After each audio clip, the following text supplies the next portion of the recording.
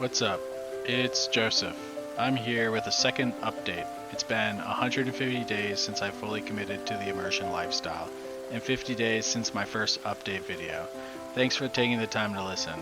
Here's the agenda. First, I want to give an update on how I'm using Anki. Then I want to give an update on my immersion in general. Then I got some random final thoughts I want to share. Hope you enjoy. So, first things first, Korean immersion is going super duper a-okay. I've transitioned my Anki card style into something that works better for me. Instead of making anything that resembles a traditional flashcard, I'm now making two types of cards. One card type is for when I'm making cards from comic books, the other card type is for when I'm making cards from anything else. 99.999% of my cards are from comic books. The other cards are usually very random or trivial. I don't make cards from shows or YouTube, it just doesn't work for me right now, and I'll explain why later. Let's talk about how I've changed my Anki cards. If you make cards based on how it's recommended to you in Refold, you might be like me. You might feel like there's something inherently off about it. I took some time to think about it, and now I think I can finally put my finger on what that is. Refold preaches immersion and recommends Anki as a supplement, and it does a great job recommending things like card retirement extensions, pass-fail extensions, and updating the SRS algorithm. But the way they recommend fields and formats leads you to making cards that just don't feel like you're doing what they preach. AKA, it's not immersion, and you might be like, yeah, well duh, it's Anki, it's not immersion. But I'm telling you, Anki should feel like immersion. So, what did I do to make it feel like immersion, you might ask? The first thing I did was completely remove the vocabulary field from my cards. I still make sentence cards with only one new vocabulary word, but I don't spell it out in dictionary form. Memorizing the dictionary form doesn't do anything for you that comprehending the word in context does better for you. You're never going to see the dictionary form in the wild unless you get sent back in time and are forced to live through a Korean language studies class in a middle school in 1999 Busan. And I don't think that's going to happen. I've watched Back to the Future too many times and I've stopped waiting around for Doc Brown. I was so adamant about removing the dictionary form from my cards that I completely removed the field from my database, deleting every entry for that field in my deck.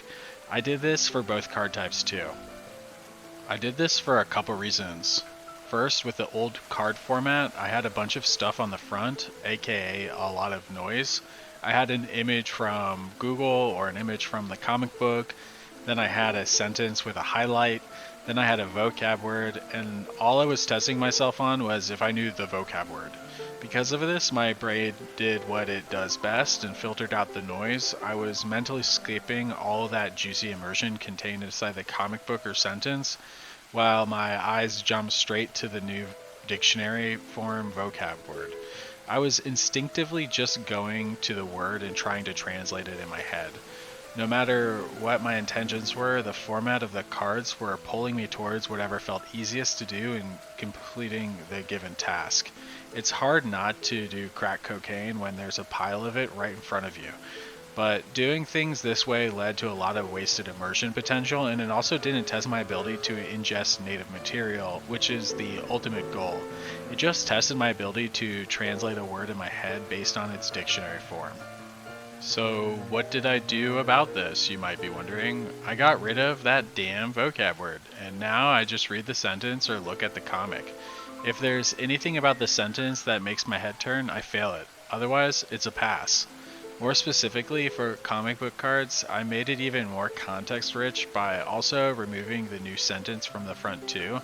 Instead, it's just a screenshot of the comic.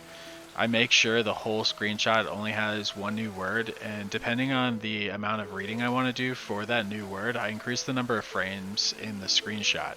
It's either one frame, a couple frames, or even the entire page at times. This forces me to immerse in the original context, and I love it. I've turned Anki into a greatest hits collection of awesome comic book scenes. Now I only show the sentence with the new vocab word highlighted on the back of the card, and underneath that is the definition, and I hardly engage in the back. It's wonderful. For more traditional text cards though, I can't do that. That's because the image is optional. It's usually from a Google search and not specific to the entire sentence, just the new word, and it's only something I add when I feel like it.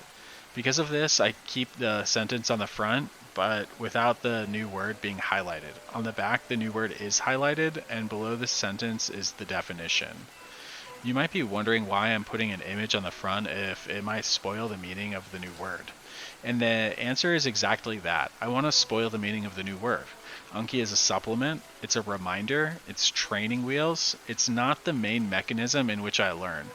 Plenty of successful fluent foreign language speakers got fluent without Anki at all.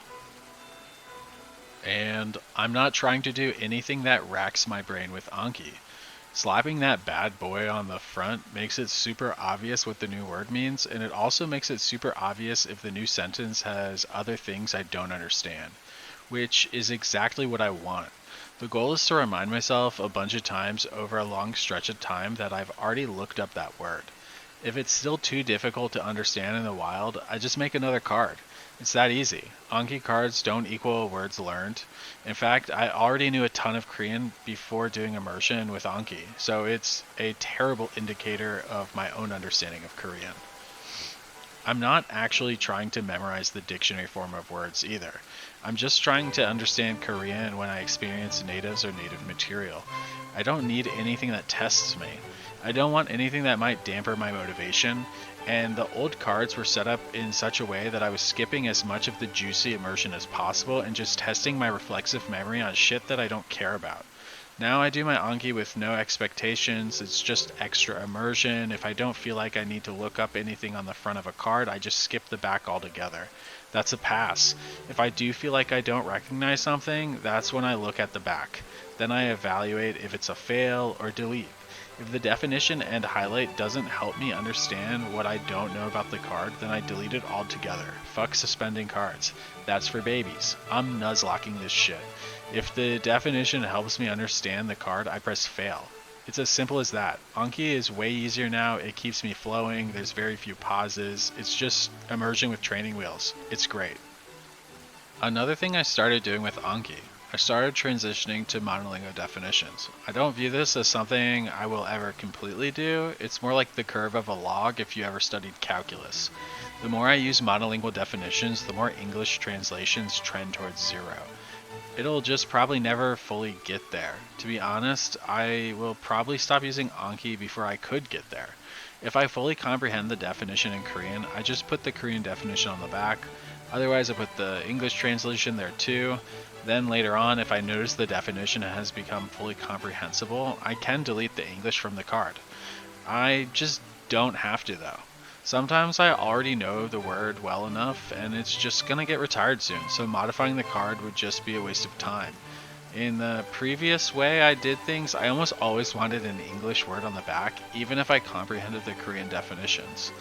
Because I was gravitating towards testing my reflexive ability to translate faster rather than engaging in the language. Now I'm just engaging in the language, I don't need to translate anything. The back is for when I get confused ingesting the Korean on the front, not when I can't translate a word in my head to English. These couple changes have led me to getting way more from my time with Anki. It feels like I'm reconciling my past immersion experiences rather than doing homework. And since I'm a grown-ass man who works a lot and has limited free time, I'm not trying to do homework. In fact, I never did my homework growing up, so this is nothing new to me. My parents complained, my teachers complained. They threatened me by saying I would be a failure, I would never survive in the real world. Now I'm a mega Chad with mega bucks, and the only thing I regret in life is giving myself fucking homework through Anki. So yeah, making these changes to Anki has improved not only my Korean, but also my soul. I also feel like these changes are improving my comprehension during immersion because my mode of analysis with Korean is now one-dimensional. Before it was both over an analytical axiom and an immersion axiom. Now there's nothing analytic in nature at all, just pure immersion. When I look at Anki, I can either consume the content or not, nothing more. No showing my work, no writing proofs, fuck the education system, especially in America, it's a racket. So that's it for Anki. Now I'd like to talk about anything but that. Perhaps we can talk about immersion in general. I'm still just doing weeb shit, in case you were worried. My ratio is probably 69% manga, nice, 30% anime, and 1% other. Reading books is really happy with my spending habits right now. I've also played a few video games, but very rarely. It's mostly Pokemon ROMs and Dragon Quest XI. Both are just easy enough that I don't feel like I need to look anything up. I also switched up my grind a bit. Before I was doing my reviews in the morning when I woke up, then new cards right after that, then work all day, then make new cards for my primary immersion material, then secondary and tertiary immersion for the rest of the day. Now what I do is basically the same, but with one slight tweak. When I wake up, I do my reviews, then I work. When I'm done working, I make new cards. Then I study those new cards before immersing for the rest of the day. I've been finding this slight change has drastically improved my short-term retention of new words. Also, with the change to my card format, the mornings just feel like riding a bicycle. It feels like junior immersion, but sometimes a little more challenging. It also gives me just enough time to watch an episode of anime before working sometimes too. And doing the new cards right after I make them reinforces them in my memory a lot better.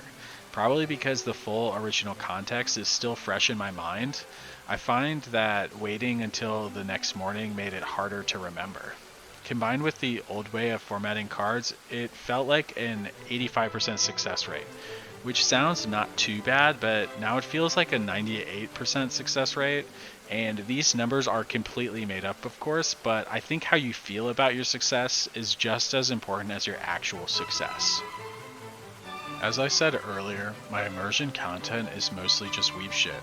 Last time I was reading Naruto. For the moment, I'm done with it. I'm all caught up on Dragon Ball Super, and I'm still reading through the original Dragon Ball again. This time I've been making flashcards from it, and it's in full color. Yes, that does mean I started buying a second full-length collection of Dragon Ball. What can I say? I love it. I also recently got my hands on a coveted Laftel account, so I've been watching a lot of anime.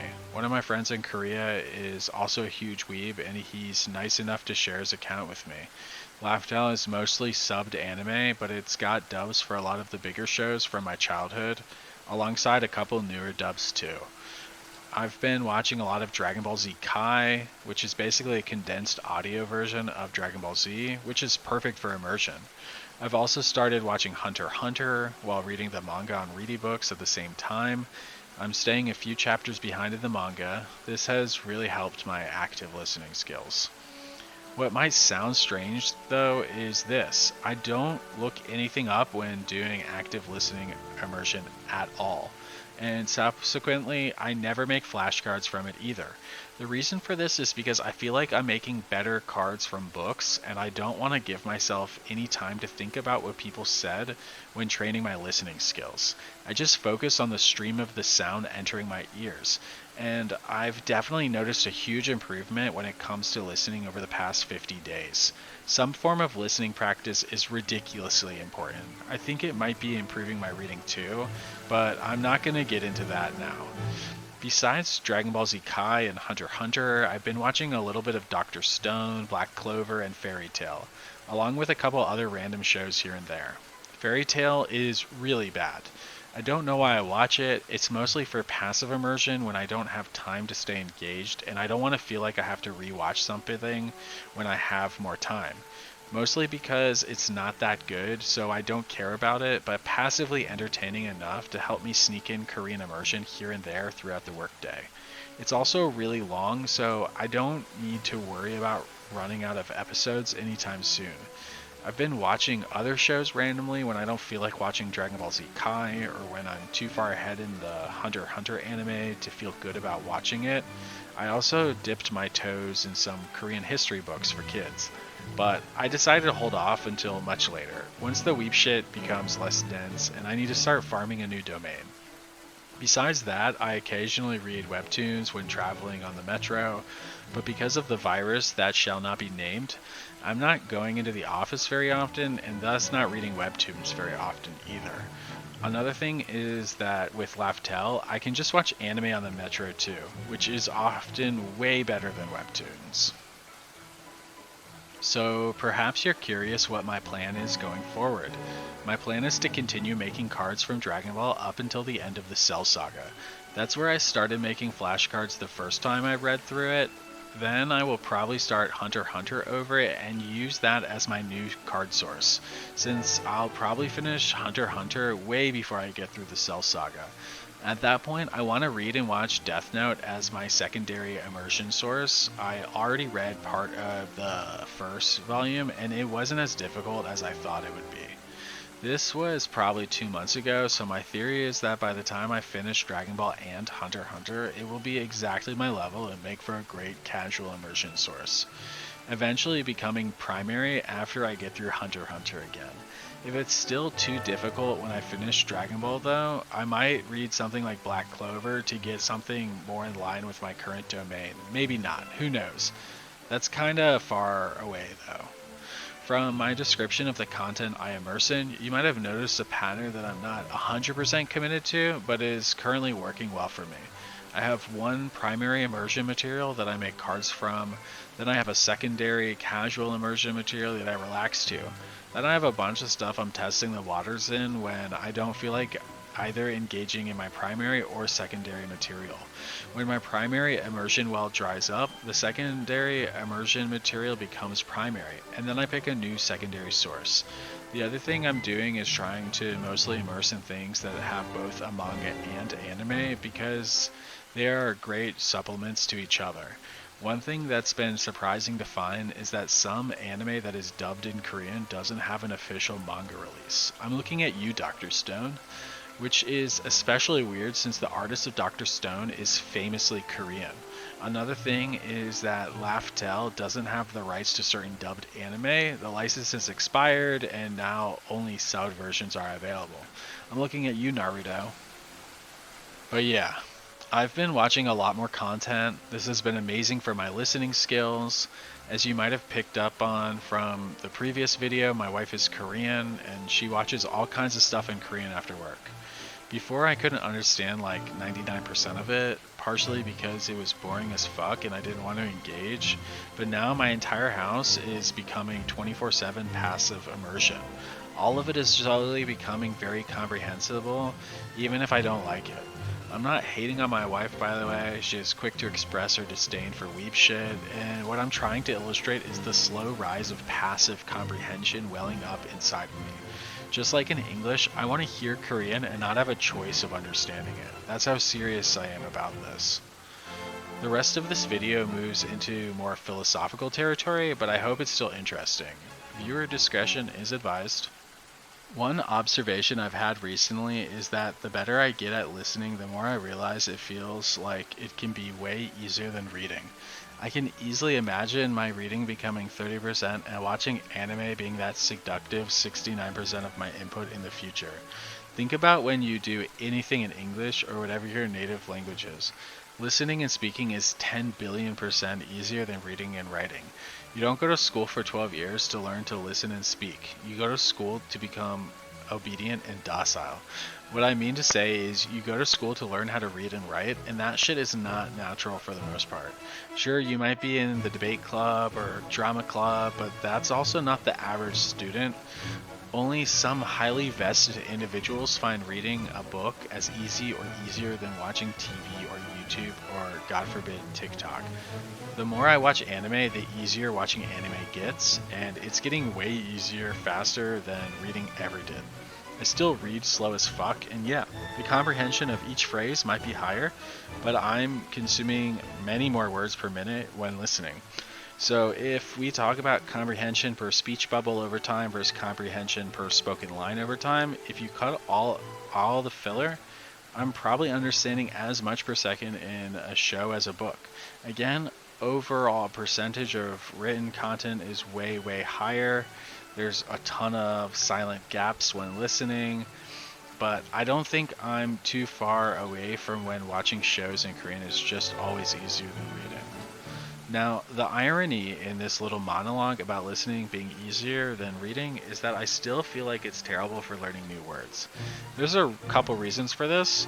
One, I don't watch anything with subtitles, so I can't just turn the subtitles on and read the new word.